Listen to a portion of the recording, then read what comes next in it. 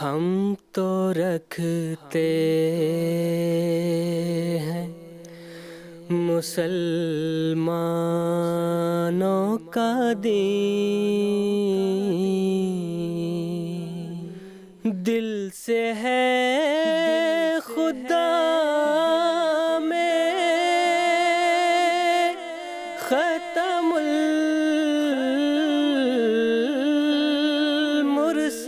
المرسلین، دل سے ہے خدا میں ختم المرسلین،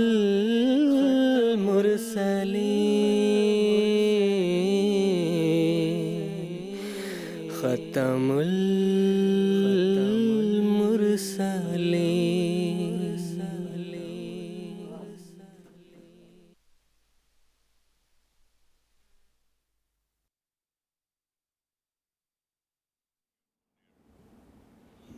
اعوذ باللہ من الشیطان الرجیم، بسم اللہ الرحمن الرحیم۔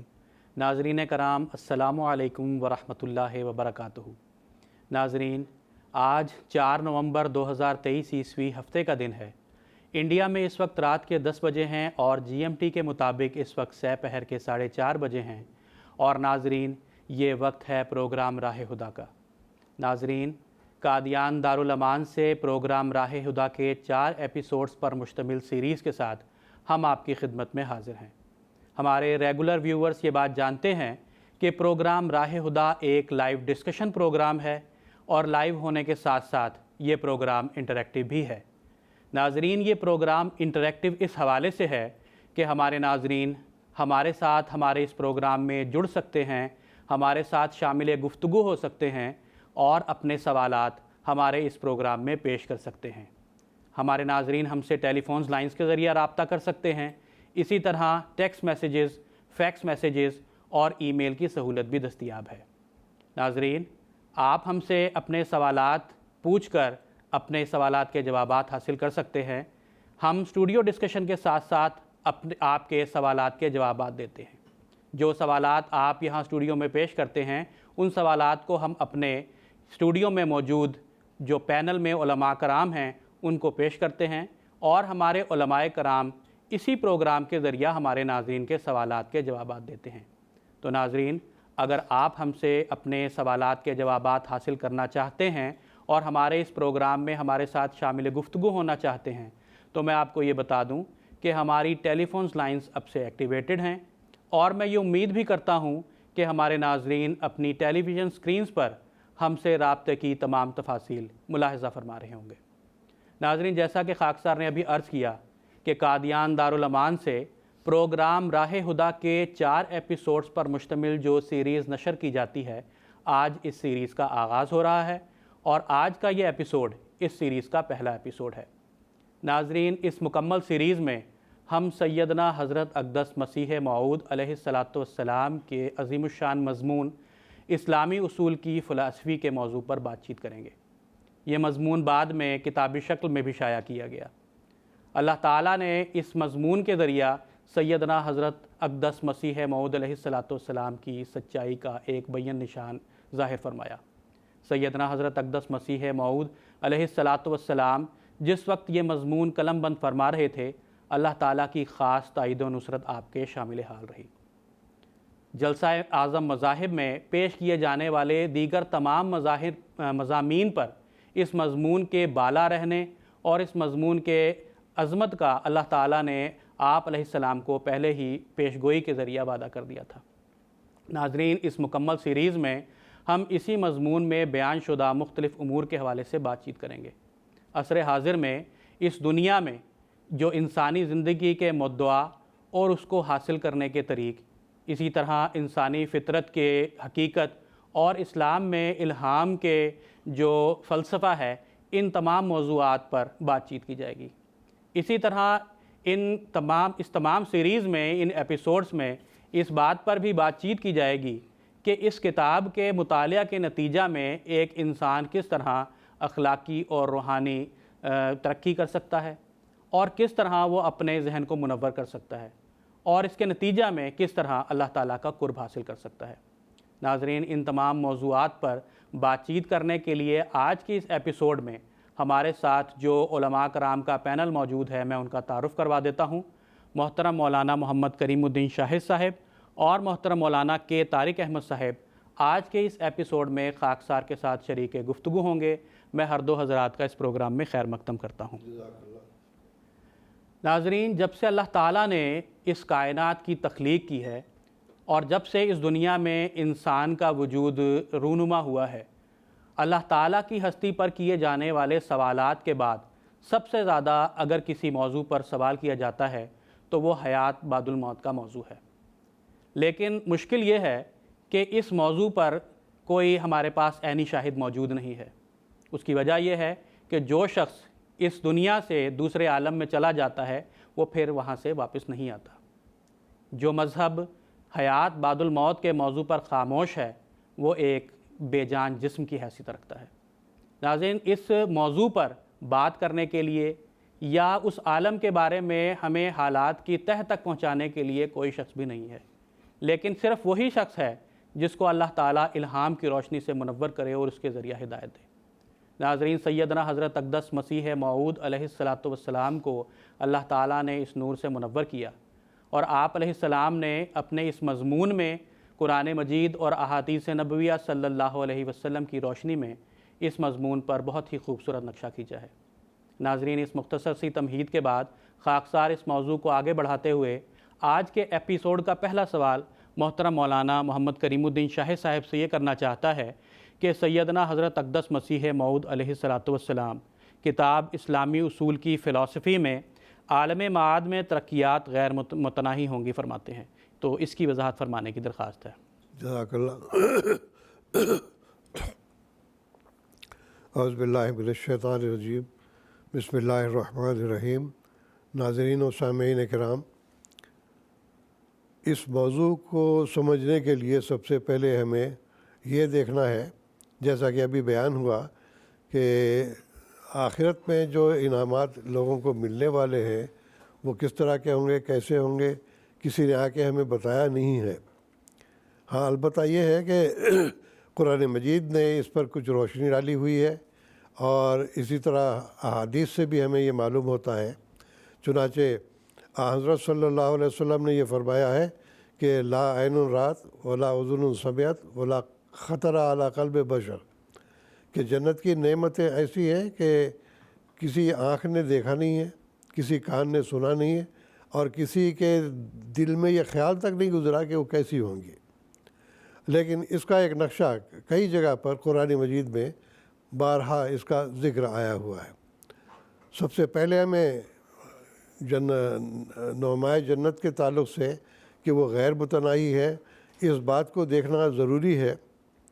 کہ جنت کی جو نعمتیں ہیں، جیسے اس دنیا کے باغ ہیں، نہریں ہیں، وہ اس طرح ایک تمثیل ہمیں سمجھانے کے لیے بیان کی گئی ہے، ورنہ در حقیقت وہ یہ چیز نہیں ہے جیسے کہ ہماری دنیا میں ہے۔ تو اللہ تعالیٰ نے قرآن مجید میں اس پہ روشنی ڈالتے ہوئے فرمایا، یہ سورۃ بقرہ کی 26ویں آیت ہے کہ وَبَشِّرِ الَّذِينَ آمَنُوا وَعَمِلُوا الصَّالِحَاتِ أَنَّ لَهُمْ جَنَّاتٍ تَجْرِي مِن تَحْتِهَا الْأَنْهَارُ كُلَّمَا رُزِقُوا مِنْهَا مِن ثَمَرَةٍ رِزْقًا قَالُوا هَذَا الَّذِي رُزِقْنَا مِن قَبْلُ وَأُتُوا بِهِ مُتَشَابِهًا۔ ترجمہ اس آیت کا یہ ہے کہ ایمان اور عمل صالح بجا لانے والے لوگوں کو یہ بشارت دے دو کہ ان کے لیے ایسے باغات ہیں جن کے ماتحت نہریں چلتی ہیں، اور جب بھی ان کو کوئی پھل بطور رزق دیا جاتا ہے تو وہ کہیں گے کہ یہ تو وہی ہے جو ہم پہلے چکھ چکے ہیں، اس کو باقی وہی مزہ ہے جو دنیا میں ہمیں آتا تھا، اور اتو بہی متشابہہ، اور اسی کے معنی ان کو وہاں پر دیا جائے گا۔ تو گویا کہ یہ اللہ تعالیٰ نے بیان کر دیا کہ جنت کی جو نعمتیں ہیں وہ اس دنیا میں انسان جو عمل کرتا ہے، ایمان اور عمل صالح یہ بنیادی چیزیں ہیں۔ ایمان بغیر عمل صالح کے کوئی حقیقت نہیں رکھتا، اور اعمال صالحہ بغیر ایمان کے کوئی حقیقت نہیں رکھتے۔ تو گویا یہ دونوں ایک دوسرے کے ساتھ لازم اور ملزوم ہے۔ تو چنانچہ اللہ تعالیٰ نے فرمایا آمنوا وعملوا الصالحات، جہاں کہ قرآن مجید میں ذکر آتا ہے ایمان کا، اس کے ساتھ اعمال صالحہ کا ذکر آتا ہے۔ تو گویا کہ جن لوگوں نے اس دنیا میں اچھے اعمال کیے ہوں گے، ایمان کے ساتھ انہوں نے اللہ تعالیٰ پر ایمان رکھتے ہوئے، اس کی ہستی کی قدر جانتے ہوئے نیک اعمال کیے ہوں گے، اس کی عبادت بجائے لائے ہوں گے، اور اسی طرح سے لوگوں سے حسن سلوک کیا ہوگا، اس واسطے کہ اللہ تعالیٰ کی جو مخلوق ہے اس کے ساتھ رحم کا سلوک کرنا، ان کے ساتھ عزت کا سلوک کرنا، ان کے ساتھ ہمدردی کا سلوک کرنا، یہ اللہ تعالیٰ کی بھی خاصیت ہے، اور اللہ تعالیٰ چاہتا ہے کہ یہی خاصیت بندوں کے اندر بھی پیدا ہو جائے۔ چنانچہ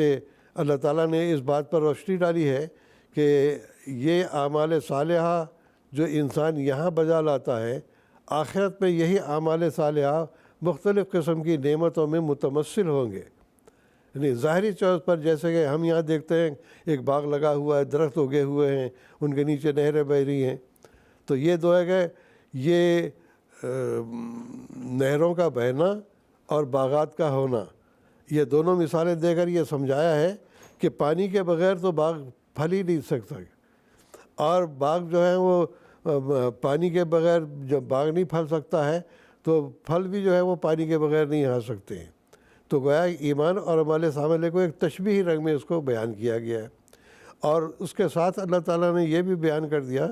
کہ جس طرح سے انسان اچھے اعمال دنیا میں بجا لاتا ہے، وہ آخرت میں متبسل ہوں گے، اس کے اذلال ہوں گے، اس کے آثار ہوں گے، حقیقت وہ چیز نہیں ہوگی۔ جیسا کہ میں نے ذکر کیا، آپ وسلم نے فرمایا کہ کسی انسان کے دل میں خیال تک نہیں گزرا ہوگا کہ وہ کیسی نعمتیں ہوں گی۔ تو ہم اس کے اوپر صرف اتنا ہے کہ قرآن مجید نے جو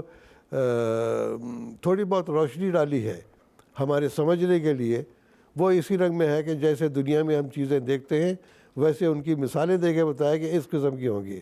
ورنہ یہ ہے کہ دودھ کی نہریں ہوں گی، شہد کی نہریں ہوں گی، اور مختلف قسم کے پھل ہوں گے وغیرہ وغیرہ جو بیان کیے گئے ہیں۔ تو اس کا مطلب یہی ہے کہ جیسے جس نے اعمال کیے ہوں گے وہ ان کو متمثل ہو کے دکھائی دیں گے کہ نیک اعمال کے نتیجے میں، عبادات کے نتیجے میں، مخلوق کی ہمدردی کے نتیجے میں جو جو ان کو نعمتیں حاصل ہوں گی ان کو ایک تمثل کے طور پر دکھایا جائے گا، ایک مثال کے طور پر بتایا جائے گا۔ تو یہ باتیں پہلے ہمیں سمجھ لینا چاہیے۔ دوسرا یہ کہ جنت اور جہنم یہ دونوں بھی کوئی ایسی چیزیں نہیں ہیں جو جیسے اس دنیا کے اندر ایک آگ بھڑکائی جا رہی ہے اور وہاں پر نعمتیں بعض لوگوں کو میسر ہیں، وہ چیز نہیں، بلکہ وہاں پر بھی نعمتیں تو ہوں گی لیکن متمثل ہوں گی۔ اور جو جہنم کا نقشہ کھینچا گیا ہے وہ یہ نہیں ہے کہ ہمیشہ کے لیے وہ دوزخ ہو، بلکہ حدیث میں بھی ذکر آتا ہے کہ ایک وقت ایسا آئے گا کہ نسیم سوا جہنم کے دروازے کھٹکھٹائے گی اور اس میں کوئی نہیں رہے گا۔ تو گیا کہ جس طرح ہم یہاں پر ایک ہسپتال میں مریض کو داخل کرتے ہیں، جن لوگوں نے غلط اعمال یہاں پر کیے ہوں گے ان کے اندر وہ روحانیت نہیں ہوگی جیسا کہ ایمان اور عمل صالح کرنے والوں کی ہوگی۔ تو اس کو بحال کرنے کے لیے، جیسے کہ انسان بیمار ہو، بخار ہے، دل کی تکلیف ہے، کئی معدے کی تکلیف ہے، اور کئی قسم کی تکلیفیں انسان کو ہوتی ہیں، ان کے علاج کے لیے ہسپتال میں داخل ہوتا ہے، حتیٰ کہ ان کو یو ٹی آئی میں بھی داخل کرنا پڑتا ہے، اور اس کے علاوہ بھی جو اس کو جو ہے ضرورت ہوگی تو اور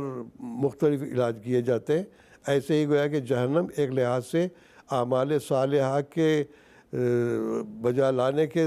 طور پر جو ہے ان کے دلوں کو صاف کر دیا جائے گا۔ تو یہ حقیقت پہلے جان لے۔ اب ہم آتے ہیں اصل موضوع کی طرف کہ یہ جنت کی نعمتیں غیر متناہی قرار دی گئی ہیں۔ چنانچہ اللہ تعالیٰ نے قرآن مجید میں فرمایا ہے، وَالَّذِينَ آمَنُوا مَعَهُ نُورُهُمْ يَسْعَىٰ بَيْنَ أَيْدِيهِمْ وَبِأَيْمَانِهِمْ يَقُولُونَ رَبَّنَا أَتْمِمْ لَنَا نُورَنَا وَاغْفِرْ لَنَا إِنَّكَ عَلَىٰ كُلِّ شَيْءٍ قدیر۔ یہ سورہ تحریم کی 9ویں آیت ہے۔ ترجمہ اس کا یہ ہے کہ جو لوگ دنیا میں ایمان کا نور رکھتے ہیں ان کا نور ان کے آگے بھی چلے گا، ان کے دائیں بھی چلے گا، اور اسی طرح وہ رب کہتے چلے جائیں گے، اے اللہ ہمارے نور کو تو کمال تک پہنچا دے، واغفر لنا، اور ہمیں ڈھانپ دے، انک علی کل شیء قدیر، تو ہر چیز پر قادر ہے۔ یہاں پر دو باتیں خاص طور پر دیکھنے والی ہیں کہ ان کا نور آگے بھی چل رہا ہے، دائیں بھی چل رہا ہے، جس کا مطلب یہ ہے کہ جس جزا کے وہ مستحق ہیں، جس رنگ میں انہوں نے عبادات کی ہوں گی، جس رنگ میں نیک اعمال کیے ہوں گے، اس کے مطابق ان کا نور آگے اب پیچھے چل رہا ہوگا۔ اور اس کے لیے پھر یہ ہے کہ غیر متناہی ہونے کا مطلب یہ ہے کہ جب وہ دیکھیں گے کہ ایک نور جو ان کو حاصل ہوا ہے اس سے کہیں زیادہ آگے نظر آ رہی ہے روشنی ہمیں، وہ کہیں گے ربنا اتمم لنا نورنا، یا اللہ یہ تو ہم تو ناقص میں ہیں ابھی، ہمارا نور اور مکمل کر دے۔ جب اس درجے میں چلے جائیں گے ان کو نظر آئے گا کہ ہم جس درجے میں گئے ہیں تو اس سے آگے پھر اور نور نظر آئے گا ان کو۔ وہ کہیں گے یا اللہ ہم جس نور کو کمال تک پہنچنا سمجھ رہے تھے وہ تو ابھی ادھورا ہے، ابھی آگے تیرا نور اور باقی ہے، ہمیں وہ نور عطا کر۔ تو یہ لامتناہی سلسلہ ایسے چلتا چلا جائے گا کہ ایک کے بعد دوسرے، جیسے کہ دنیاوی طور پر ہم کہہ سکتے ہیں، مثال کے طور پر ایک آدمی روزگار کی تلاش کرتا ہے، پہلے جاتا ہے اس کو اور کہیں نوکری نہیں ملتی، چپڑاسی کی نوکری مل جاتی ہے۔ چپڑاسی کی نوکری مل جائے، وہ بابو کے ساتھ بیٹھا ہوا کلر کو دیکھ کے کہتا ہے کہ کاش میں بھی جو ہے کلر کے جیسا ہوتا، اس کو وہ بنا دیا۔ اب کئی کہانیوں میں ایسا ذکر آتا ہے، لوگ جو ہے خواہش کرتے ہیں، خدا کہتا ہے جا ٹھیک ہے ہو جا تو ایسا ہی، تو بالکل ایسا ہی ہوگا۔ پھر وہ اس سے بڑا ہو گیا، وہ کہے گا یہ مینیجر بن جاؤں میں، پھر مینیجر بن جائے گا، مینیجر سے اوپر اور جو ہوگا، یہاں تک کہ وزیر اعظم تک کا جو ہوتا ہے وہاں تک جانا چاہتا ہے۔ تو یہ مثال ہم دے رہے ہیں۔ تو اس طرح کے ایک نور سے دوسرا نور، دوسرے سے تیسرا نور، یہ بڑھتا چلا جائے گا اور یہ سلسلہ کم نہیں ہوگا۔ چنانچہ یہ آگے میں جو اللہ تعالیٰ نے فرمایا کہ وغفر لنا، اور تو ہمیں بخش دے، تو اس کا یہ مطلب نہیں کہ گناہ تو پہلے بخشے گئے ہیں، جنت میں جب جائے گا آدمی تو گناہ کہاں کرے گا، گناہ تو ہوں گے نہیں وہاں پر۔ تو اس کا مطلب یہ ہے، حضرت مسیح موعود علیہ السلام نے اچھی روشنی ڈالی ہے کہ غفر عربی زبان میں کہتے ہیں ڈھانپنے کو، ڈھانپ دے ہمیں۔ تو گیا کہ انسان جو دنیا میں استغفار کرتا ہے اس کا مطلب یہ ہوتا ہے کہ ہم سے جو غلطیاں ہوئی ہیں، ہم سے جو گناہ ہوئے ہیں، یا ہم سے بعض ایسے کام ہو گئے جو تیری ناپسندیدگی کا باعث ہیں، ان کے اوپر پردہ ڈال دے، ان کو ڈھانپ دے۔ تو ہم بھی یہی دعا کرتے ہیں کہ اے اللہ ہمارے گناہوں کو تو بخش دے، مطلب یہ۔ تو یہاں پر بھی یہی ہوگا کہ اے اللہ جس درجے میں تو نے ہمیں رکھا ہے، الحمدللہ کہ تو نے ہمیں یہاں پر اچھے رنگ میں رکھا ہے، لیکن ہمیں وہ دوسرا نور نظر آ رہا ہے، وہ زیادہ اچھا نظر آ رہا ہے ہم کو، ہمیں وہاں ڈال دے۔ تو گیا کہ پہلا جو نور دیا تھا وہ کہتے ہیں غفر لنا، اس کو ڈھانپ دے تو، اگلا نور ہمیں عطا کر۔ تو بعض لوگوں نے یہ غلطی سمجھی ہے کہ حضرت صلی اللہ علیہ وسلم نے جو استغفار کیا ہے یا استغفار کرنے کی تلقین کی ہے، اس کا مقصد بھی یہی ہے کہ نعوذ باللہ من ذالک، حضرت صلی اللہ علیہ وسلم یہ نہیں کہ گناہ میں ملوث تھے تو وہ استغفار کرتے تھے، بلکہ آپ کو ہر لمحہ آگے بڑھنے کی خواہش تھی کہ اے اللہ جہاں تک میں ٹھہرا ہوں وہاں ٹھہر نہ جاؤں، بلکہ یہ نور جو تو مجھے عطا کر رہا ہے، یہ نور آگے بڑھتا چلا جائے، پہلا ڈھانپ دے اگلا دے دے۔ تو جنت کے لوگوں کے اندر بھی یہی بات ہوگی، وہ کہیں گے کہ اے خدا جو تو نے نور دیا ہے، الحمدللہ تیرا فضل و احسان ہے کہ تو نے ہمیں یہاں پر نعمتوں سے نوازا، اب ہمیں تیرا جو نور نظر آ رہا ہے وہ اگلا نور زیادہ اچھا ہے، وہ ہمیں عطا کر، پہلا جو نور ہے وہ ذرا کمتر نظر آ رہا ہے، ہمیں اس کو ڈھانپ دے، تو گیا کہ اس کو ڈھانپ اگلا نور عطا کر۔ تو یہ سارا مقصد ہے۔ تو یہ، اور سب سے بڑی بات یہ ہے کہ وہاں پر چونکہ دوسری دنیا میں جب انسان جاتا ہے، جب نجات پا جاتا ہے، تو جیسے کہ ہندو دھرم میں کہتے ہیں مکتی حاصل ہو جاتی ہے، تو جب اس کو مکتی مل جاتی ہے تو یہ نہیں کہ وہ ایک جگہ ٹھہرا رہے گا، بلکہ اس کے قدم آگے بڑھتے چلے جائیں گے اور اللہ تعالیٰ کی نعمت اس کو آگے بڑھتی چلی جائے گی۔ اور یہی مقصد ہے لامتناہی ترقیات کا، اور یہ سلسلہ رکے گا نہیں، اس واسطے کہ جنت کی نعمتیں اور انسان کو جو جزا ملی ہے وہ غیر متناہی ہے، اور موت بھی نہیں ہے اس کو۔ یہ نہیں کہ جیسے انسان دنیا میں آتا ہے مر جاتا ہے، بلکہ وہ ابدی زندگی ہوگی اور ترقیات بھی ابدی ہوں گی اس کی انشاءاللہ تعالی۔ اللہ کرے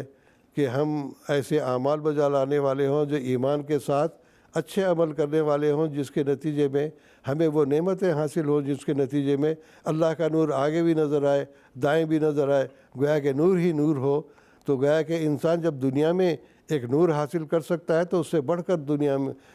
آخرت کی زندگی میں وہ نور حاصل کرے گا۔ تو یہی مقصد ہے لامتناہی ترقیات کا، کہ انسان کو ایک جگہ رکنا نہیں ہے بلکہ وہ آگے بڑھتا چلا جاتا ہے۔ دنیا میں بھی یہی دیکھتے ہیں کہ انسان چاہتا ہے کہ ایک جگہ رکا ہے، وہ رکا نہیں رہنا چاہتا، ہر جگہ دیکھتا ہے کہ جیسے کہ حدیث میں آتا ہے کہ حضرت صلی اللہ علیہ وسلم نے فرمایا کہ اگر انسان کو ایک پہاڑ سونے کا مل جائے وہ خواہش کرے گا کہ مجھے ایک پہاڑ اور مل جائے، پھر 2 مل جائیں گے تو گیا کہ اور مل جائے۔ تو گیا کہ ایک حرص حاصل کرنے کی بڑھتی جاتی ہے انسان کی۔ تو دنیا کا یہ حال ہے، تو دنیا آخرت میں جو نعمتیں ہوں گی دنیا سے کہیں زیادہ بہت زیادہ اعلیٰ قسم کی ہوں گی اور بہت زیادہ روحانی ہوں گی، اور ان روحانیت میں بھی جو ترقیات ہیں وہ لامتناہی ہوں گی، ایک کے بعد دوسری، دوسرے کے بعد تیسری، تیسری کے بعد یہ نہیں ہوگا کہ بس اب بس کرو، بلکہ اللہ کہے گا چل لے لے چل لے لے۔ تو یہ اللہ تعالیٰ کا احسان ہے اور اس کا فضل ہے کہ اس نے ہمیں ایسا مذہب عطا کیا جس نے ہمیں غیر متناہی نعمتوں کی ترغیب عطا کی ہے۔ الحمدللہ۔ جزاکم اللہ تعالیٰ احسن الجزا۔ ناظرین، اس وقت ہمارے ساتھ ہمارے پروگرام میں ایک ٹیلی فون کالر جڑے ہیں بنگلہ دیش سے۔ مکرم عارف الزمان صاحب اس وقت ہمارے ساتھ لائن پر موجود ہیں، ہم ان کا سوال سن لیتے ہیں۔ عارف الزمان صاحب، السلام علیکم ورحمۃ اللہ۔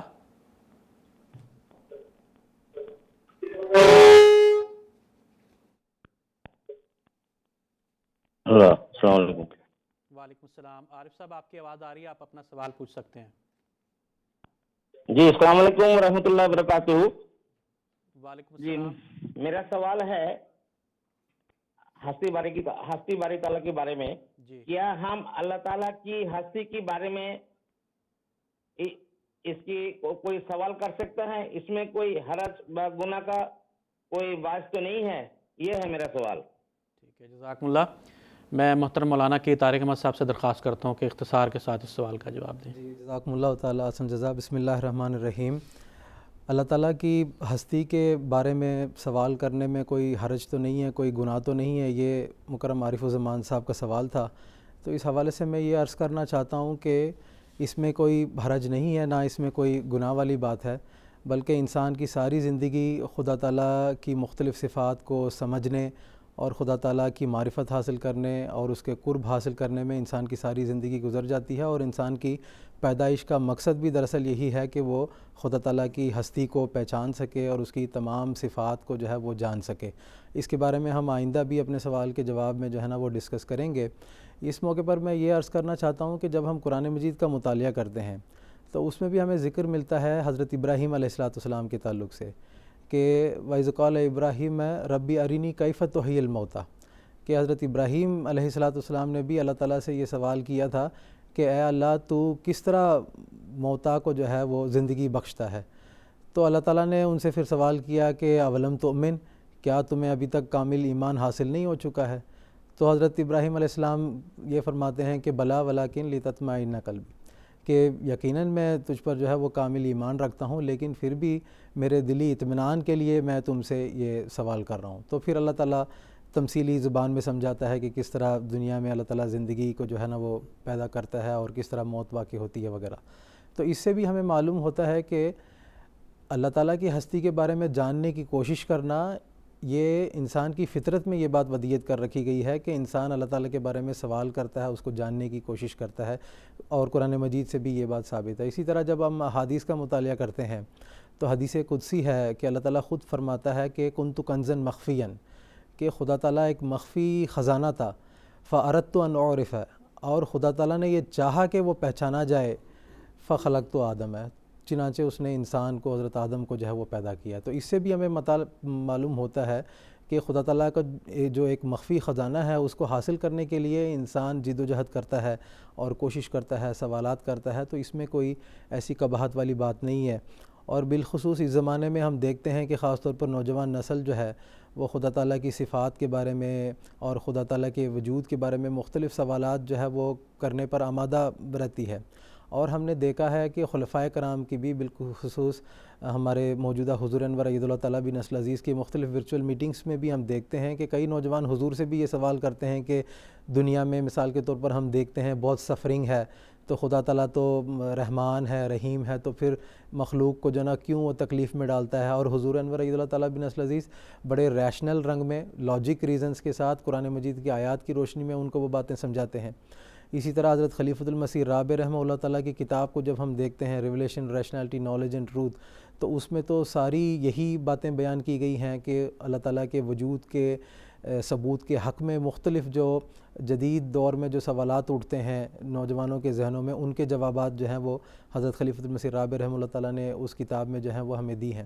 تو اس سے ہمیں معلوم ہوتا ہے کہ خدا تعالیٰ کو جاننے کی کوشش کرنا، اس کی صفات کو سمجھنے کی کوشش کرنا اور اس کے حوالے سے سوال کرنا اور خود قرآن مجید کا مطالعہ کرنا اور پھر سائنسی تحقیقات کو بھی اپنے سامنے رکھتے ہوئے خدا تعالیٰ کی ہستی کو سمجھنے کی کوشش کرنا، تو یہ اچھی بات ہوتی ہے۔ اس کے نتیجے میں انسان کا جو خدا تعالیٰ پر ایمان ہے اس میں مزید اس کو تقویت حاصل ہوتی ہے اور خدا تعالیٰ کی معرفت اس کو عطا ہوتی ہے، اور اس کے نتیجے میں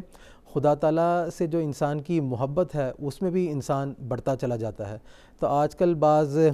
آرتھوڈاکس قسم کے کہہ لیں یا جو کٹر خیال کے لوگ ہوتے ہیں، وہ بسا اوقات جب کوئی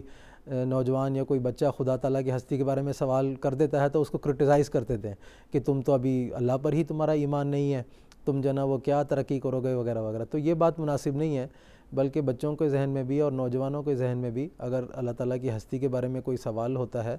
تو ریولیشن کے ذریعے سے ریشنل لاجیکل ریزنز کے ساتھ ان کو وہ جواب دینا چاہیے تاکہ خدا تعالیٰ کی معرفت کے جو معیار ہیں اس میں وہ مزید ترقی حاصل کر سکیں۔ جزاک اللہ تعالیٰ حسن الجزا۔ پروگرام کے تسلسل میں خاکسار کا اگلا سوال محترم مولانا کے طارق احمد صاحب سے ہی ہے کہ دنیا میں زندگی کے مدعا کیا ہیں؟ سیدنا حضرت اقدس مسیح موعود علیہ الصلوۃ والسلام نے اس بارے میں کیا بیان فرمایا ہے؟ جزاکم اللہ تعالیٰ۔ انسان کو اللہ تعالیٰ نے کیوں پیدا کیا ہے اور اس دنیا میں کیوں بھیجا ہے اور اس انسانی زندگی کا مقصد کیا ہے، یہ سب ایسے سوالات ہیں جو ہر انسان کے ذہن میں ہمیشہ ہوتے ہیں، چاہے وہ ہندو ہو، مسلمان ہو، عیسائی ہو، سکھ ہو، ہر ایک یہ سوچتا ہے کہ اس کی پیدائش کا مقصد کیا ہے۔ اور جو انسان تو مادیت میں غرق ہو چکا ہے اور میٹیریلسٹک ورلڈ میں جو ہے وہ جی رہا ہے، وہ اس مقصد کو سمجھنے کی کوشش کرتا ہے اپنی دنیاوی آرزوؤں اور اپنی دنیاوی مقاصد اور دنیاوی خواہشات کے مطابق۔ چنانچہ جب کسی بزنس مین وغیرہ سے ہم پوچھتے ہیں کہ بھئی آپ کی زندگی کا کیا مقصد ہے، تو وہ اکثر وہ یہ کہہ دیتے ہیں کہ ہم نے 40 سال تک جو ہے نا وہ کمانا ہے، اس کے بعد جو ہے وہ ہم نے عیش و آرام کی زندگی گزارنا ہے، یہی ہماری جو ہے نا وہ اس زندگی کا مقصد ہے۔ تو یہاں پر انسان کو سب سے پہلے یہ بھی سمجھنے کی ضرورت ہے کہ انسان خود پیدا نہیں ہوا ہے، وہ خود اپنی مرضی سے اس دنیا میں نہیں آیا ہے، نہ انسان اپنی مرضی سے اس دنیا سے رخصت ہو سکتا ہے۔ تو انسان کو یہ حق حاصل نہیں ہے کہ وہ اپنے آنے کا مقصد خود طے کرے۔ جب انسان اپنی مرضی سے آ سکے اور اپنی مرضی سے جا سکے تب تو انسان کہہ سکتا ہے کہ ہاں اس دنیا میں میری زندگی کا کیا مقصد ہے یہ میں خود طے کروں، یہ میرے اختیار میں ہے۔ لیکن جب انسان خود پیدا نہیں ہوا خود بخود، بلکہ اس کو پیدا کرنے والا ایک وجود موجود ہے اور اس کو فنا دینے والا بھی ایک الگ ہستی موجود ہے، تو پھر انسان کو اپنی پیدائش کا مقصد کیا ہے وہ جاننے کے لیے اس خالق کی طرف لوٹنا ہوگا۔ چنانچہ ہم جبکہ اسلامی تعلیمات کے حوالے سے بات کر رہے ہیں اور کتاب اسلامی اصول کی فلسفے میں بھی حضرت اقدس مسیح موعود علیہ السلام نے اسلامی تعلیمات دنیا کے سامنے پیش فرمائی ہیں، تو قرآن مجید کا جب ہم مطالعہ کرتے ہیں تو اللہ تعالیٰ فرماتا ہے سورۃ الذاریات آیت نمبر 57 میں، اعوذ باللہ من الشیطان الرجیم وما خلقت الجن والانس الا لیعبدون، کہ انسان کی زندگی کا مقصد کیا ہے، انسان کو پیدا کس لیے کیا گیا ہے؟ تو اللہ تعالیٰ نے فرمایا ہے خدا تعالیٰ کی پرستش کے لیے، اس کی معرفت حاصل کرنے کے لیے اور خدا تعالیٰ کے لیے فنا ہونے کے معیار کو حاصل کرنے کے لیے اللہ تعالیٰ نے انسان کو پیدا کیا ہے۔ تو قرآن مجید کے مطالعے سے تو ہمیں یہی معلوم ہوتا ہے کہ خدا تعالیٰ کے قرب حاصل کرنے کے لیے اور خدا تعالیٰ کی معرفت کے حصول کے لیے اور اس کی جو عبادت کا حق ہے اس کو ادا کرنے کے لیے انسان کی جو ہے وہ پیدائش جو ہے وہ ہوئی ہے۔ چنانچہ اس حوالے سے جب ہم مزید اس پر گہرائی سے جائزہ لیتے ہیں اس مضمون کا، تو ہم دیکھتے ہیں کہ اللہ تعالیٰ نے انسان کو مختلف طاقتیں، قوا اور استعدادیں اور صلاحیتیں، عقل اور فراست، ذہن اور کئی چیزیں دیگر مخلوق کے بالمقابل اللہ تعالیٰ نے احسن التقویم جو ہے نا اللہ تعالیٰ نے انسان کو بنایا ہے کہ وہ بہترین مخلوق کے طور پر اللہ تعالیٰ نے انسان کو پیدا کیا ہے۔ تو اس اعتبار سے جب ہم جائزہ لیتے ہیں تو انسان، ہم دیکھتے ہیں کہ دنیا میں بڑے بڑے تجارت کرنے والے بھی ہیں، بادشاہ بھی ہیں، اعلیٰ عہدے پر فائز لوگ بھی ہیں، دولت مند بھی ہیں، فلاسفرز بھی ہیں، لیکن ہم دیکھتے ہیں کہ یہ اپنے شعبہ زندگی میں جتنی مرضی ترقی حاصل کر لیں، ان کو تسلی اور وہ سکون حاصل نہیں ہوتا ہے، وہ خوشحالی ان کو حاصل نہیں ہوتی ہے۔ لیکن جب انسان خدا تعالیٰ کی یاد میں محو ہو جاتا ہے اور خدا تعالیٰ کے لیے اپنی زندگی کو فنا کر لیتا ہے تو وہاں انسان کو ایک سکون اور ایک اطمینان اور اس معیار کو جو ہے وہ انسان حاصل کرتا ہے جب وہ عبادت بجا لانے کا حق ادا کرتا ہے۔ تو اس مضمون کو مزید کھولتے ہوئے حضرت اقدس مسیح موعود علیہ السلام نے یہ بھی بیان فرمایا ہے کہ ایک عقل مند جو آدمی ہوتا ہے، دانا جو آدمی ہوتا ہے، وہ یہ نتیجہ نکالتا ہے کہ جو استعدادیں کسی حیوان کو یا انسان کو حاصل ہیں، ان استعدادوں کو اور ان صلاحیتوں کو بروئے کار لاتے ہوئے سب سے اعلیٰ سے اعلیٰ کام جو کوئی کر سکتا ہے وہی اس کی پیدائش کا مقصد ہے۔ چنانچہ مثال حضور نے بیان فرمائی ہے کہ ایک بیل ہے، ہم دیکھیں گے کہ اس کی جو بھی صلاحیت ہے، قوت ہے، طاقت ہے، اس سے زیادہ زیادہ اسے کیا کام لیا جا سکتا ہے؟ وہ وزن اٹھا سکتا ہے، ہل چلا سکتا ہے، آبیاری کا کام جو ہے وہ کر سکتا ہے۔ تو ہم یہ کہہ سکتے ہیں کہ بیل جو ہے وہ اس کی پیدائش کا مقصد جو ہے نا وہ یہ ہے کہ یہ ہل چلائے یا وزن اٹھائے یا آبیاری کا جو ہے نا وہ کام کرے، کسانوں کی مدد کرے، تو ہم یہ بتا سکتے ہیں۔ تو اس اعتبار سے اگر ہم انسان کے بارے میں ہم غور و تدبر کریں، ہم جائزہ لیں کہ انسان اپنی ان استعدادوں کا استعمال کرتے ہوئے اعلیٰ سے اعلیٰ کون سا مقام حاصل کر سکتا ہے جو دیگر مخلوقات سے اس کو ممتاز کر دے، جو دیگر حیوانات سے یا چرند پرند سے اس کو ممتاز کر دے، یہ جائزہ لینے کی ضرورت ہے۔ اگر انسان یہ سوچے کہ میں جس طرح مثال دی تھی میں نے کہ بس عیش و آرام کی زندگی میں نے گزارنی ہے، تو ہم دیکھتے ہیں کہ کئی جانور ایسے ہیں وہ عیش و آرام کی زندگی ہیں، ان کو تو کسی قسم کی کوئی تکلیف یا کوئی پریشانی یا کوئی مصیبت والی بات ہی نہیں ہے۔ اگر انسان یہ سوچے کہ نسل انسانی کی بقا کے لیے جو ہے وہ انسان کی پیدائش ہے، تو اس میدان میں بھی انسان جو ہے وہ پیچھے ہو چکا ہے، کیونکہ کئی ایسے جاندار انسان کی پیدائش سے پہلے سے موجود ہیں، وہ آج تک ان کی جو ہے نا وہ زندگی اور ان کی نسل کی جو بقا ہے وہ چلتا چلا جا رہا ہے۔ اسی طرح اگر انسان کے ذہن میں یہ وہم ہو کہ بڑی اس کی بھائی قابلیت ہے، صنعت ہے، انسان جو ہے نا وہ بلڈنگیں بنا لیتا ہے یا چیزیں ایجاد کر دیتا ہے، تو اس میدان میں بھی انسان پیچھے ہے۔ ہم دیکھتے ہیں مکڑی جو ہے وہ اپنے لیے بہترین مکان بنا لیتی ہے، یا بعض پرندے ہیں جو اپنے گھونسلے بڑے مضبوط قسم کے بنا لیتے ہیں۔ اگر ہم صنعت کی بات کریں تو دیکھیں شہد کی مکھی کو دیکھ لیں کہ کس طرح وہ پھولوں سے جو ہے نا وہ عطر نکالتا ہے، اس کے بعد جو ہے وہ صاف اور شفاف اور نفیس شہد جو ہے وہ پیدا کر دیتا ہے کہ آج تک انسان کو اس پر دسترس حاصل نہیں ہے۔ انسان پھول سے جو ہے وہ اس کا فریگرنس نکال کر جو ہے وہ شہد بنانے پر تو ابھی تک عاجز ہے۔ تو جب ہم ان سارے میدانوں میں جب ہم انسان کا موازنہ کر کے دیکھتے ہیں باقی جانداروں کے ساتھ، تو پھر ایک ہی میدان ایسا نکل کر سامنے آتا ہے جس میں انسان باقی چرند پرند حیوان کی نسبت اپنا ایک امتیازی شان جو ہے وہ دنیا کے سامنے پیش کر سکتا ہے، اور وہ مقام عبودیت ہے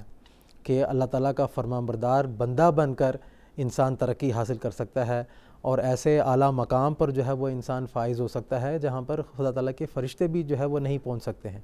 وہ خدا تعالیٰ کی قربت ہے، خدا تعالیٰ کی معرفت میں ترقی حاصل کرنا ہے، خدا تعالیٰ کے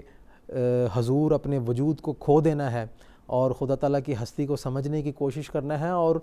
فنا ہونے کے لیے تیار ہو جانا ہے کہ خدا کی خاطر میں اپنی زندگی کو جو ہے وہ ختم کرنے کے لیے بھی تیار ہوں، اور اپنا سارا وجود جو ہے وہ خدا تعالیٰ کے حضور کھونے کے لیے تیار ہوں۔ تو یہ جب ہم اپنی استعدادوں کو ٹٹولتے ہیں، اپنی طاقتوں کو ٹٹولتے ہیں، تب انسان کو سمجھ میں آتا ہے کہ اس کی اس دنیا میں پیدائش کا کیا مقصد ہے، اور وہ مقصد وہی ہے جو قرآن مجید نے بڑے واضح الفاظ میں بیان فرمایا ہے سورۃ الذاریات میں کہ لیعبدون، کہ خدا تعالیٰ کی پرستش کرنے، خدا تعالیٰ کی محبت میں ترقی حاصل کرنے، خدا تعالیٰ کی معرفت میں ترقی حاصل کرنے، یہ وہ مقاصد ہیں جن کے لیے، یہ وہ مدعا ہیں جن کے حصول کے لیے انسان کی پیدائش جو ہے وہ ہوئی ہے، اور اس مدعے کے حصول کے لیے ہی انسان اس دنیاوی زندگی میں گزارتا ہے، اور اس کو ان مدعوں کو ہمیشہ اپنے سامنے رکھنا چاہیے اور ان کے حصول کے لیے انسان کو کوشش کرنی چاہیے، تبھی انسان اپنی پیدائش کے مقصد کو حاصل کر سکتا ہے۔ جزاکم اللہ تعالیٰ احسن الجزا۔ پروگرام کو آگے بڑھاتے ہوئے خاکسار کا اگلا سوال محترم مولانا محمد کریم الدین شاہد صاحب سے یہ ہے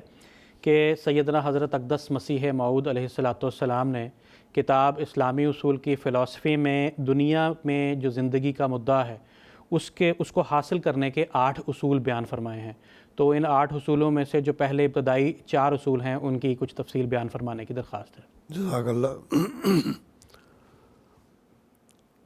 بات یہ کہ مسیح موعود علیہ السلام نے جو اسلامی اصول کی فلسفی میں بیان کیے ہیں، مختصر طور پر میں وقت کی رعایت سے تھوڑا آپ کے سامنے عرض کر دوں کہ سب سے بڑا وسیلہ جو ہے انسانی زندگی کے حصول کے لیے یہی ہے کہ خدا تعالیٰ کا جو وجود ہے وہ حقیقی رنگ میں اس کے وجود کی صحیح تصویر اس کے دماغ میں ہو۔ چنانچہ آپ نے فرمایا کہ پہلی شرط یہی ہے کہ خدا تعالیٰ کو صحیح طور پر پہچانا جائے، سچے خدا پر ایمان لایا جائے، اور سچے خدا کو پہچاننے کے لیے یہ نہ ہو کہ کہیں درخت کو پوجا جا رہا ہے، کہیں پتھر کو پوجا جا رہا ہے، کبھی کسی چیز کو، کبھی جانور کو، یا بسا اوقات جو ہے وہ بعض ایسے انسان کے بچے کو خدا کا بیٹا بنا لیا جاتا ہے وغیرہ وغیرہ۔ تو یہ ساری چیزیں ایسی ہیں جو انسانی زندگی کا جو اصل مدعا ہے اس سے دور لے جانے والی چیزیں ہیں۔ چنانچہ اللہ تعالیٰ نے اس کی مثال دیتے ہوئے قرآن مجید میں ایسے فرمایا ہے، لہو دعوت الحق والذین یدعون من دونہ لا یستجیبون لہم بشیء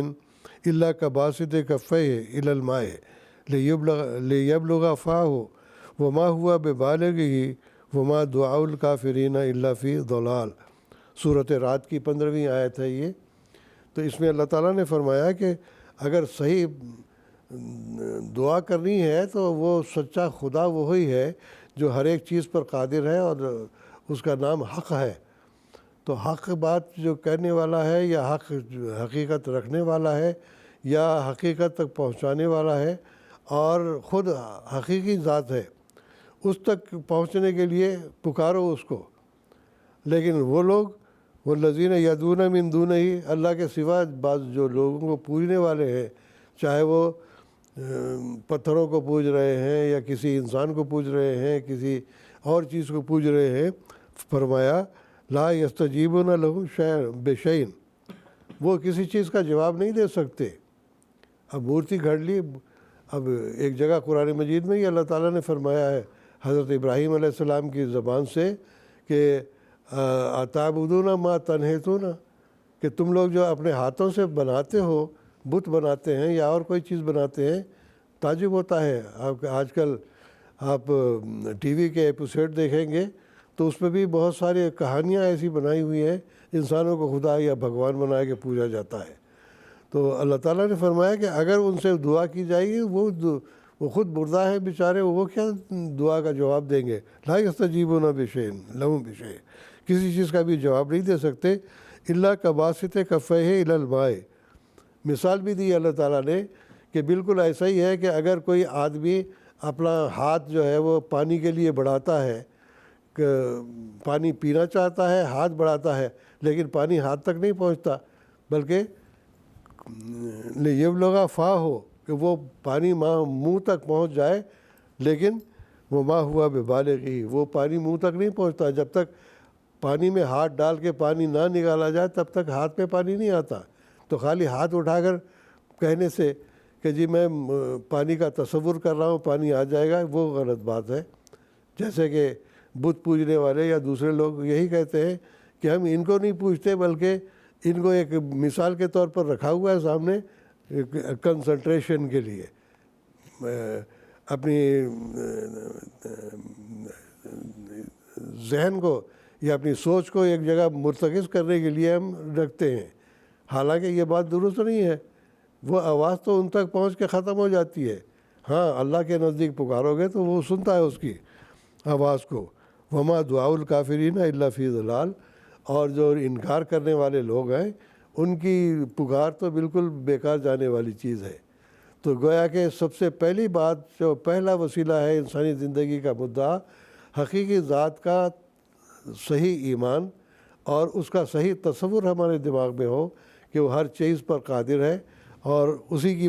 اللہ تعالیٰ نے ہمیں تعلیم بھی دی ہے۔ چنانچہ دوسرا وسیلہ بیان کیا کہ کسی کی ذات کی محبت جو ہے اس کے حسن اور جمال کی وجہ سے ہوتی ہے، تو اس کے لیے اللہ تعالیٰ نے بعض صفات بہت ساری بیان کی ہے۔ قرآن مجید میں تو بھرا پڑا ہے اس میں، لیسا کمثلہ شیء، کسی بھی چیز کی مثال، خوبصورت سے خوبصورت چیز کی مثال دینا چاہو گے تو اللہ کی جیسی مثال کہیں بھی نہیں ملے گی،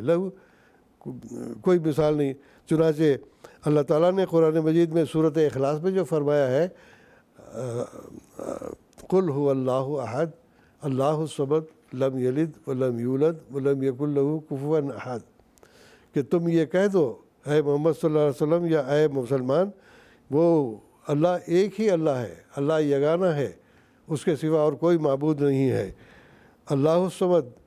اور اس کی نشانی یہ ہے کہ وہ بے نیاز ہے، ہر چیز سے بے پرواہ ہے۔ جن لوگوں کو یہ پوچھتے ہیں ان کے تو بے پرواہ نہیں ہے، وہ تو محتاج ہے خود اپنے ذات میں۔ تو اللہ تعالیٰ فرماتا ہے کہ اس کی خوبصورتی اسی میں ہے کہ وہ کسی کا محتاج نہیں ہے، ہر چیز اس کی محتاج ہے، وہ محتاج نہیں ہے۔ تو جو ایسا وجود ہے تو وہ لازمی بات ہے کہ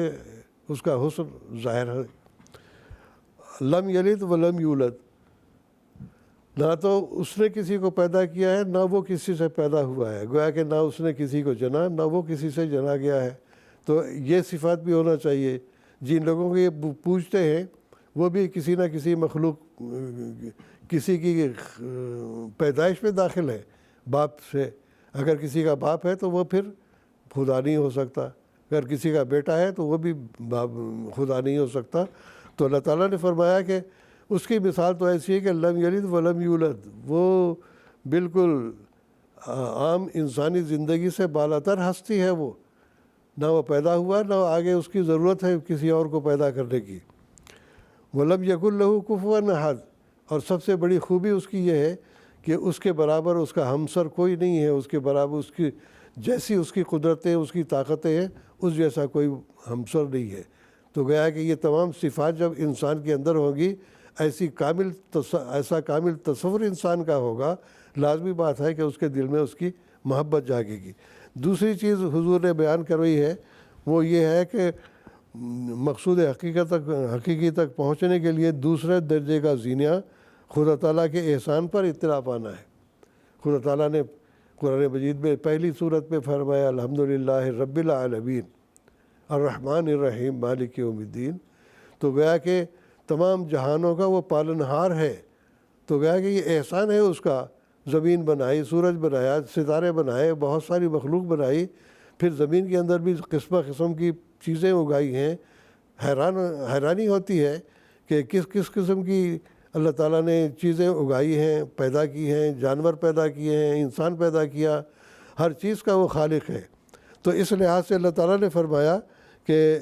رب العالمین ہے۔ اب کئی دفعہ ہم سوچتے ہیں کہ ہم تو روزی روٹی کے لیے ادھر ادھر بھٹکتے پھرتے ہیں، لیکن یہ دیکھیں کہ صبح پرندے اڑتے ہیں، گھونسلوں سے نکلتے ہیں، شام تک پھر وہ اپنا پیٹ بھر کے واپس آ جاتے ہیں۔ ایک دو نہیں ہیں بلکہ ان گنت پرندے ہیں۔ حضرت صلی اللہ علیہ وسلم نے بھی مثال دی ہے کہ دیکھو اللہ پر توکل کرنا سیکھو، کہ دیکھو پرندے صبح گھونسلے سے نکلتے ہیں، خالی پیٹ ہوتے ہیں، اور جب واپس آتے ہیں شام کو تو ان کے معدے یا ان کے پپوٹے بھرے ہوئے ہوتے ہیں۔ تو یہ کون دے رہا ہے؟ اللہ تعالیٰ دے رہا ہے۔ تو یہ گویا کہ تمام نعمتیں ہیں جو اللہ تعالیٰ ان کو عطا کرتا ہے۔ اور ایک جگہ فرمایا ہے، سورۃ ابراہیم کی آیت نمبر 35 ہے کہ وَإِن تَعُدُّوا نِعْمَةَ اللَّهِ لَا تُحْصُوهَا، اگر تم اللہ کی نعمتوں کو گننا چاہو گے، بے شمار اس کی نعمتیں ہیں، انسان گنتا تھک جائے گا لیکن اس کی نعمتیں ختم نہیں ہوتی۔ تو یہ بے پناہ جو اللہ تعالیٰ نے نعمتیں رکھی ہوئی ہیں، اور ربوبیت کا اس کا جو کی صفت ہے، وہ ہر لمحہ ہر چیز میں ہر جگہ پر ہمیں نظر آتی ہے، اور اس کو انسان گننا بیٹھے تو گن نہیں سکتا۔ اور آگے فرمایا کہ یہ تو تیسرا وسیلہ تھا۔ چوتھا اور آخری وسیلہ آپ نے فرمایا کہ یہ اللہ تعالیٰ فرماتا ہے ادعونی استجب لکم، کہ تم مجھ سے دعا کرو میں تمہیں قبول کروں گا۔ تو گیا کہ یہ تمام باتیں اللہ تعالیٰ کی ذات کا حقیقی علم ہونا، اللہ تعالیٰ کے حسن و جمال پر اطلاع پانا، پھر تیسرا وسیلہ آپ نے بیان کیا کہ اللہ تعالیٰ کے جو خدا تعالیٰ کی ربوبیت ہے یا اس کا احسان ہے، خدا تعالیٰ کے احسان پر اطلاع پانا۔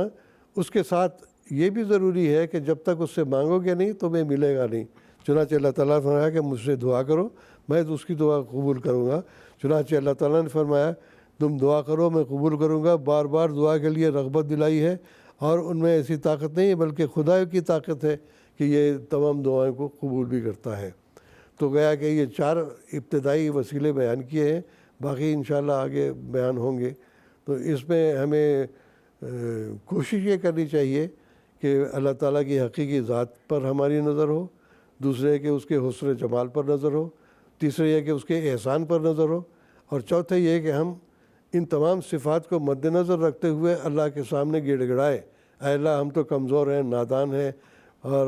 گناہ گار ہیں، تو ہمیں بخش دے، اور اس کے ساتھ ہمیں جو ضروریات ہیں وہ ہمیں عطا کر۔ تو اللہ تعالیٰ جو ہے ان کی دعاؤں کو قبول بھی کرتا ہے۔ ادعونی استجب لکم، تم دعا کرو میں اس کو قبول کروں گا۔ لیکن کوئی دعا آج تک کسی بت نے قبول نہیں کی، نہ اس نے جواب دیا، لیکن اللہ تعالیٰ جواب دیتا ہے، اور 1-2 نہیں بلکہ سینکڑوں نہیں بلکہ ہزاروں مثالیں ہیں۔ 1,24,000 انبیاء ہی گزر چکے ہیں۔ حضرت نبی اکرم صلی اللہ علیہ وسلم کے جو ماننے والے لوگ ہیں ان میں بھی بہت سارے ایسے کامل لوگ گزرے ہوئے ہیں کہ جن سے اللہ تعالیٰ نے رابطہ کیا، اور جیسا کہ قرآن مجید میں اللہ تعالیٰ نے اس بات کا ذکر فرمایا ہے کہ اللہ تعالیٰ ہر ایک کی دعا کو بھی سنتا بھی ہے، اور اس کے علاوہ جو اللہ تعالیٰ کا الہام اور کلام ہے اس کے ذریعے سے ان کو اطلاع دیتا ہے، اپنی خوشنودی کا بھی اظہار کرتا ہے، اور مختلف قسم کے غیب کی خبریں ان کو دکھاتا ہے کہ غیب کی خبریں اللہ تعالیٰ کے سوا اور کوئی دے نہیں سکتا۔ تو بے شمار بہت سارے کامل بزرگ ایسے گزرے ہیں جنہوں نے اللہ سے رابطہ کیا، انہوں نے دعائیں کی، دعائیں قبول ہوئیں، اور ان کے اندر بھی ایک پاکیزہ تبدیلی بھی پیدا ہوئی، اور لوگوں کے اندر انہوں نے وہ پاکیزہ تبدیلی پیدا بھی کی ہے۔ یہ اور بات ہے کہ آج ان بزرگوں کو ایک خدائی دعویٰ یا یہ کہتے ہیں کہ خدائی کے طور پر کہ پوجنا شروع کر دیا، قبروں پہ جاتے ہیں لوگ، سجدے کرتے ہیں، دعائیں مانگتے ہیں۔ بھئی مردے کو کیسے دعا سنتا ہے؟ زندہ اگر کوئی ہے تو وہ خدا تعالیٰ کی ذات ہے، وہی سنتا ہے۔ تو آج کل جو ہمارے مسلمان بھی بہت سارے فرقے ایسے ہیں جو قبروں کو پوجنے والے ہیں، حالانکہ حضرت صلی اللہ علیہ وسلم نے اپنے آخری عمر میں بھی مرتے دم سے پہلے بھی آپ نے یہ فرمایا اللہ تعالیٰ یہود اور نصارہ پر لعنت کرے کہ اتخذوا قبور انبیائہم مساجدہ، کہ ان لوگوں نے انبیاء کی قبروں کو مسجد سجدہ گاہیں بنا لیا ہے۔ تو گیا کہ آپ کی آخری جو نصیحت تھی وہ یہی تھی کہ میری قبر کو کہیں تم لوگ سجدہ گاہ نہ بنا لینا، اور اسی واسطے آپ کو جس کمرے میں دفن کیا گیا اس کی دیوار گرائی نہیں گئی تاکہ لوگ وہاں پر سجدہ نہ کریں۔ آج بھی وہ کمرہ محفوظ ہے اسی طرح سے۔ تو اللہ تعالیٰ نے فرمایا ادعونی استجب لکم، آج بھی ہمارے اس زمانے میں بھی دعاؤں کا اثر ہمیں معلوم ہوتا ہے۔ حضرت بانی جماعت احمدیہ علیہ السلام نے خاص طور پر جو دعائیں کی ہیں، بہت ساری دعائیں ہیں، اگر کوئی دوست دلچسپی رکھتے ہوں، پڑھنا چاہتے ہوں تو حقیقت الوحی کو پڑھ کے دیکھ سکتے ہیں کہ 200 سے زیادہ اس کے اندر حضور نے نشانات بیان کیے ہیں۔ پھر سب سے بڑی چیز یہ ہے کہ ہوشیار پور نے اپنے چلہ کشی کی، 40 دن تک آپ نے وہاں پر اللہ تعالیٰ سے عبادات میں گزاری۔ اللہ تعالیٰ نے ایک عظیم الشان بیٹے کی خبر آپ کو دی تھی، اور اللہ تعالیٰ نے پھر وہ بیٹا عطا کیا، اور وہ بڑا پھولا پھلا اور اسیروں کی رستگاری کا بھی منزل بنا، اور دنیا نے اس سے نجات کے ذرائع بھی حاصل کیے۔ تو بہرحال یہ 4 وسائل ایسے ابتدائی ہیں. انشاءاللہ آگے مسائل اگلی ہمارے دوسرے عالم بیان کریں گے انشاءاللہ. جزاکم اللہ تعالیٰ حسن الجزا. ناظرین، انڈیا سے ایک آف لائن سوال ہمیں بذریعہ ٹیکسٹ میسیج موصول ہوا ہے. میں وہ سوال یہاں پڑھ کر سنا دیتا ہوں. سوال یہ ہے کہ کیا ایک عام انسان اللہ تعالیٰ کو خواب میں دیکھ سکتا ہے؟ میں محترم مولانا محمد کریم الدین شاہد صاحب سے درخواست کرتا ہوں کہ وقت کی رعایت سے اختصار کے ساتھ اس کا جواب دیں. بات یہ ہے کہ اللہ تعالیٰ کو ظاہری آنکھوں سے تو دیکھا نہیں جا سکتا، اس واسطے کہ اللہ تعالیٰ نے خود قرآن مجید میں فرمایا ہے کہ لیسا کمثلہ شیء، کہ اس کے جیسا اور کوئی نہیں ہے. اور ساتھ اللہ تعالیٰ کا یہ بھی کہنا ہے کہ تمثیلی رنگ میں بھی اللہ تعالیٰ کو جو ہے کوئی انسان دیکھ نہیں سکتا. چنانچہ قرآن مجید کی آیت میں اس کا ذکر آتا ہے کہ اللہ تعالیٰ نے فرمایا کہ آیت کیا ہے؟ ہاں، لا تدرکہ الابصار وہو یدرک الابصار وہو اللطیف الخبیر. اللہ تعالیٰ کی ہستی بہت لطیف اور بڑی خبیر ہستی ہے، آنکھوں سے ظاہری آنکھوں سے نہیں دیکھا جا سکتا. ہاں، اللہ تعالیٰ ان تک پہنچتا ہے اپنے الکلام کے ذریعے سے. تو خواب میں انسان دیکھتا، اللہ تعالیٰ کو دیکھتا ہے، لیکن کسی نہ کسی شکل میں وہ دیکھے گا. لیکن ہم یہ نہیں کہیں گے کہ وہ حقیقی اللہ تعالیٰ تھا، بلکہ ایک تمثیل ہی ہوتی ہے اس کی. تو اللہ تعالیٰ نے کہا کہ وہ ظاہری آنکھوں سے انسان نہیں دیکھ سکتا. لا تدرک الابصار،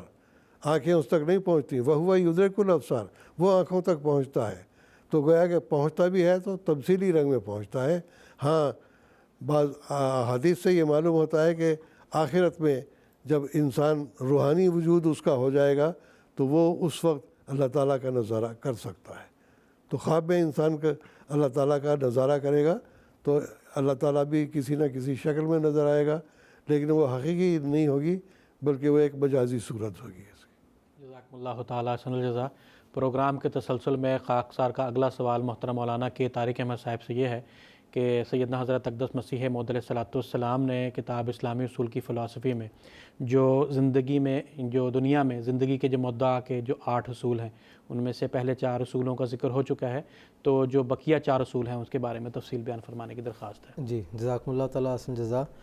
سب سے پہلی بات تو یہ ہے کہ جیسے کہ میں نے گزشتہ سوال کے جواب میں یہ بتایا تھا کہ اس دنیا میں انسان کی زندگی کا مدعا یہ ہے کہ وہ خدا تعالیٰ کو حاصل کرے. تو یہ جو اصول ہم اس وقت بیان کر رہے ہیں کہ خدا تعالیٰ کو حاصل کرنے کے لیے قرآن مجید میں کیا اصول بیان کیے گئے ہیں، اس کا اس وقت ذکر چل رہا ہے. تو 5واں اصول حضرت اقدس مسیح موعود علیہ السلام نے یہ فرمایا ہے کہ مجاہدہ کے معنی یہ ہیں کہ انسان کو کوشش کرنا چاہیے، کہ خدا تعالیٰ کو حاصل کرنے کی کوشش میں انسان کو جو ہے وہ لگا رہنا چاہیے. اور اس حوالے سے حضرت اقدس مسیح موعود علیہ السلام نے مختلف قرآنی تعلیمات بھی پیش کی ہیں. آپ نے فرمایا کہ قرآن مجید کی سورۃ التوبہ میں اللہ تعالیٰ فرماتا ہے کہ جاہدوا باموالکم و انفسکم، کہ اپنی مالی قربانی کے ذریعے سے اور اپنی جانی قربانی کے ذریعے سے خدا تعالیٰ کو حاصل کرنے کے لیے کوشش کرنا چاہیے انسان کو، کہ غریبوں کی مدد کرے، مال جو ہے وہ خدا تعالیٰ کے راستے میں قربان کرے، اپنا وقت جو ہے وہ صرف کرے، جس کے نتیجے میں انسان جو ہے وہ باقی لوگوں کو خدا تعالیٰ کی طرف بلائے. تو یہ وہ سب ایسے ذرائع ہیں جن کے نتیجے میں انسان مجاہدات کرتا ہے، کوششیں کرتا ہے، جس کے نتیجے میں خدا اس کو حاصل ہوتا ہے. اسی طرح سورۃ البقرہ میں بھی اللہ تعالیٰ نے یہ فرمایا ہے کہ وَمِمَّا رَزَقْنَاهُمْ يُنْفِقُونَ،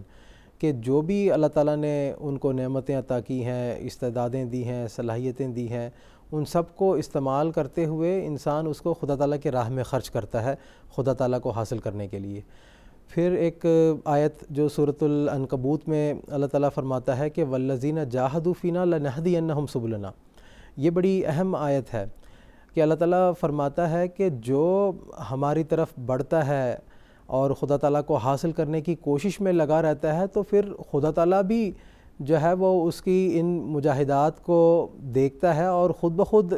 اپنی جو ہے نا وہ قربت کا شرف اللہ تعالیٰ خود اس کو عطا کر دیتا ہے کہ جب خدا تعالیٰ دیکھتا ہے کہ میرا بندہ جو ہے وہ مجھے حاصل کرنے کے لیے اتنی صعوبتیں برداشت کر رہا ہے، تکلیف اٹھاتا ہے، تو پھر خدا تعالیٰ خود بخود اس کے پاس دوڑ کر آتا ہے۔ جس طرح حدیث قدسی میں بھی اس کا ذکر ملتا ہے کہ نوافل کے ذریعے سے انسان جو ہے وہ خدا تعالیٰ کا قرب حاصل کرتا ہے، اور انسان اگر خدا تعالیٰ کی طرف چل کر جاتا ہے تو خدا اس کی طرف دوڑ کر آتا ہے۔ اگر انسان ایک بالشت چلتا ہے تو خدا ایک ذراع جو ہے وہ اس کی طرف بڑھتا ہے۔ تو اس سے بھی ہمیں پتہ لگتا ہے کہ کوششوں کے ذریعے سے جب ہم خدا تعالیٰ کو حاصل کرنے کے لیے کوشش کرتے ہیں، اس کے لیے مجاہدات کرتے ہیں، تو خدا تعالیٰ خود بخود جو ہے وہ اس تک پہنچنے کے راستے ہمارے لیے ہموار کر دیتا ہے، اور وہ راستے ہمارے لیے کھول دیتا ہے، جس کے نتیجے میں انسان خدا تعالیٰ کو حاصل کر دیتا ہے اور اپنی زندگی کا جو مقصد ہے اس کو حاصل کر دیتا ہے۔ آگے حضور نے فرمایا کہ جو چھٹا اصول ہے وہ یہ ہے کہ استقامت، کہ یہ بڑی جو ہے وہ اہم صفت ہے جو انسان کے اندر پیدا کرنے کی ضرورت ہے، کہ انسان مسلسل کوشش میں لگے رہے، اس میں ایک مداومت میں اس کو جو ہے نا وہ حاصل ہو،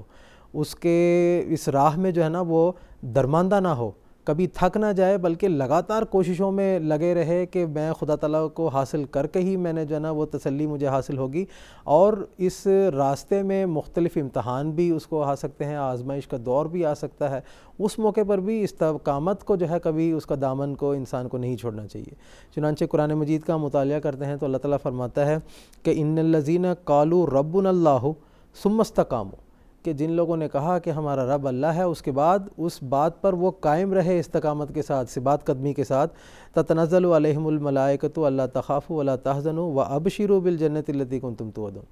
کہ جب اس مقام پر انسان پہنچ جاتا ہے، استقامت حاصل کر لیتا ہے، تو پھر ملائکہ اس کو کہتے ہیں کہ تمہیں اب کسی قسم کے حزن کی ضرورت نہیں ہے، ابھی کسی قسم کے خوف کی ضرورت نہیں ہے، اور تمہیں جنت کی خوشخبری دی جاتی ہے جس کا تم سے وعدہ کیا گیا ہے۔ تو یہ استقامت بھی بہت ضروری ہے۔ انسان خدا تعالیٰ کے راستے میں ذلت جو ہے وہ اٹھا لے، ماریں کھا لے، لیکن خدا تعالیٰ کا جو دامن ہے اس کو ہمیشہ تھامے رکھے، تب جا کر انسان اپنی زندگی میں اپنے پیدائش کے مقصد کو جو ہے وہ حاصل کر سکتا ہے۔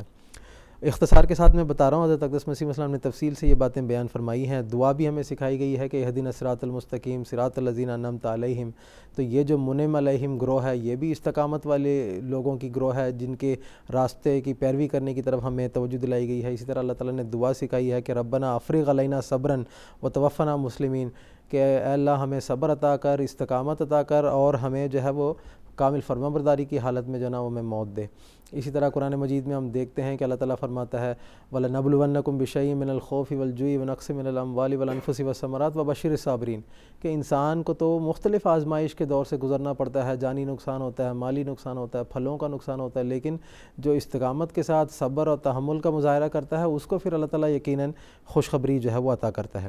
ساتواں اصول حضرت اقدس مسیح علیہ السلام نے یہ بیان فرمایا ہے کہ جو راست باز ہوتے ہیں ان کی صحبت اختیار کرنا اور ان کے کامل نمونے کی جو ہے وہ پیروی کرنا۔ انسان نمونے کا محتاج ہوتا ہے، اور جب کوئی رول ماڈل دیکھتا ہے تو اس رول ماڈل کے مقام تک پہنچنے کی بھی کوشش کرتا ہے کہ میں اس کی طرح بن جاؤں۔ تو راست بازوں کی صحبت اختیار کرنے کے نتیجے میں بھی انسان خدا تعالیٰ تک پہنچ سکتا ہے، اور خاص طور پر حضرت اقدس محمد مصطفیٰ صلی اللہ علیہ وسلم جو اسوہ انسان کامل ہیں، آپ صلی اللہ علیہ وسلم کی کامل پیروی اختیار کرنے کے نتیجے میں اور آپ کے اسوہ کے مطابق اپنی زندگی کو ڈھالنے کے نتیجے میں انسان خدا تعالیٰ کو حاصل کر سکتا ہے۔ اسی طرف جو ہے وہ کونوا مع صادقین کا بھی ہمیں تعلیم قرآن مجید نے دی ہے کہ ہمیشہ جو سچے ہیں، راست باز ہیں، ان کے ساتھ ہمیں رہنا چاہیے تاکہ ان کی صفات سے ہم اپنے آپ کو متصف کرتے ہوئے خدا تعالیٰ کو حاصل کر سکتے ہیں۔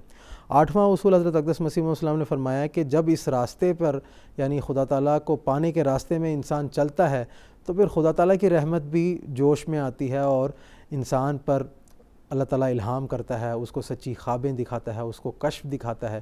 تو یہ ایسی باتیں ہیں جو انسان کو مزید جو ہے وہ انرجی دینے والی باتیں ہوتی ہیں کہ انسان محنت کر کے خدا تعالیٰ کو حاصل کرنے کے راستے میں چل رہا ہے تو خدا تعالیٰ کی رحمت اور اس کی شفقت ہے کہ وہ اس کے ایمان کو تقویت اور اس کو مزید مضبوط کرنے کے لیے یہ وسائل بھی اللہ تعالیٰ کھول دیتا ہے کہ وہ اپنے محبوب بندے کے ساتھ باتیں کرنا شروع کر دیتا ہے، اس کو خوابوں کے ذریعے سے مستقبل کی مختلف پیش خبریاں اللہ تعالیٰ عطا کر فرماتا ہے۔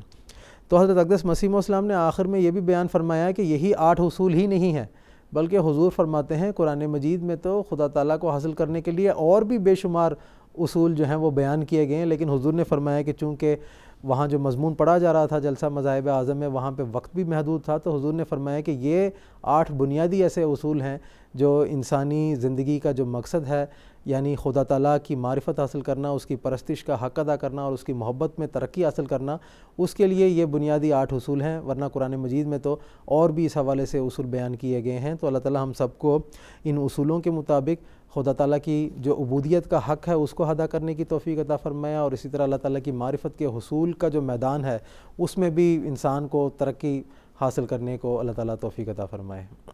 جزاکم اللہ تعالیٰ حسن الجزا۔ ناظرین، اس کے ساتھ ہی ہمارے آج کے اس ایپیسوڈ کے اختتام کا وقت ہوا چاہتا ہے۔ پروگرام کے اختتام پر خاکسار سیدنا حضرت اقدس مسیح موعود علیہ السلام کا ایک اقتباس پیش کرے گا۔ سیدنا حضرت مسیح موعود علیہ السلام فرماتے ہیں، اگر تمہارے کسی پہلو میں تکبر ہے یا ریا ہے یا خود پسندی ہے یا کسل ہے تو تم ایسی چیز نہیں ہو کہ قبول کے لائق ہو۔ ایسا نہ ہو کہ تم صرف چند باتوں کو لے کر اپنے تئیں دھوکہ دو کہ جو کچھ ہم نے کرنا تھا کر لیا، کیونکہ خدا چاہتا ہے کہ تمہاری ہستی پر پورا انقلاب آوے،